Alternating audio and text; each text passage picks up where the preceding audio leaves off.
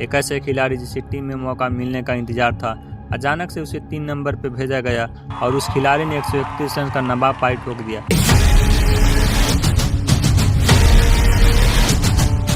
लेकिन असली कहानी शतक की नहीं है। असली कहानी यह है कि पटकल को मौका कैसे मिला, उन्होंने शुरुआत में क्या किया और इस एक पारी के बाद टीम इंडिया के 3 नंबर खिलाड़ी पे कितनी दिलचस्प होगी।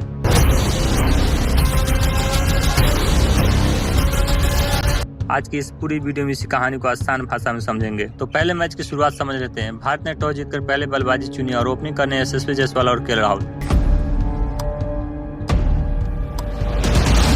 शुरुआत भी अच्छी हुई, लेकिन फिर एक ऐसा रन आउट जिसने पूरे बल्लेबाजी क्रम को हिला कर रख दिया। यशस्वी जायसवाल सिर्फ 32 रन बना के आउट हो गया और सवाल आता है कि 3 नंबर पे अब कौन आएगा।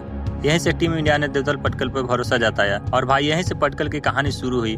अब यहाँ एक चीज समझना बहुत जरूरी है कि पटकल को सिर्फ ऐसे ही टीम में नहीं लाया गया था। साई सुदर्शन चोट लगने के कारण उपलब्ध नहीं थे, इसलिए पटकल को मौका मिला। मतलब उनके सामने 2 रास्ते थे, या तो सोचते कि मुझे अचानक मौका मिला है तो थोड़ा संभल के खेलता हूँ, या फिर वो सोचते कि मुझे मौका मिला है तो आज खुद को साबित करके ही जाना है।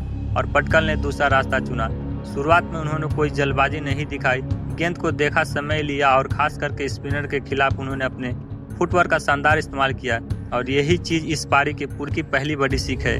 बड़ा स्कोर सिर्फ तेजी से रन बनाने से नहीं आता, सही समय और धैर्य रखने से भी आता है। धीरे धीरे आत्मविश्वास बढ़ता गया और दूसरे छोर पे के राहुल थे। दोनों ने मिलकर श्रीलंकाई गेंदबाज पर दबाव बनाना शुरू किया। एक ऐसा समय है जब भारत 197 रन पर सिर्फ 1 विकेट थे।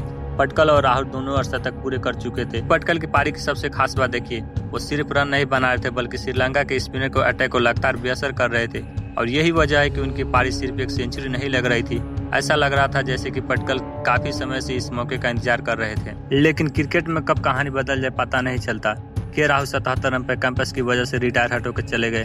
अब पटकल के पास एक बड़ी जिम्मेवारी थी, क्योंकि जिस खिलाड़ी के साथ उन्होंने इतनी बड़ी साझेदारी बनाई थी वह अचानक से मैदान से बाहर चला गया था। लेकिन पटकल रुके नहीं और फिर आया वो पल, 15 अगस्त भारत का स्वतंत्र दिवस। देवदत्त पटकल ने 134 गेंदों में अपना पहला टेस्ट शतक पूरा किया और इस शतक के साथ उन्होंने एक खास रिकॉर्ड भी बना दिए।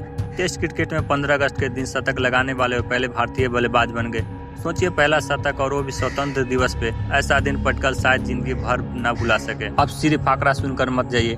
दिन का खेल खत्म हुआ। पटकल 178 गेंदों पे 131 रन बना के नवाब थे। भारत का स्कोर 288 रन पर सिर्फ 2 विकेट थे। यानी पटकल ने सिर्फ अपना शतक पूरा नहीं किया, उन्होंने भारत को मैच की शुरुआत में बेहद मजबूत स्थिति में पहुंचा दिया। और सबसे बड़ी बात यह, प्रदर्शन ऐसे समय पे आया है जब भारत को 3 नंबर पे भरोसेमंद बल्लेबाज की जरूरत है। अब यहाँ से कहानी और भी दिलचस्प होने वाली, क्योंकि जब साई सुदर्शन 3 नंबर पे फिट होकर आएंगे तो टीम मैनेजमेंट की परेशानियां बढ़ जाएंगी। एक तरफ साई सुदर्शन और दूसरी तरफ देवदत्त पटकल, जिन्होंने 131 रन बना के नवाब है। आपके हिसाब से किसको मौका मिलना चाहिए, कमेंट करके बताएं। और क्रिकेट के इसी तरह से और सारे अपडेट जानने के लिए मेरे चैनल को सब्सक्राइब कीजिए। आज के लिए इतना, फिर मिलते हैं नेक्स्ट वीडियो में। Thanks for watching.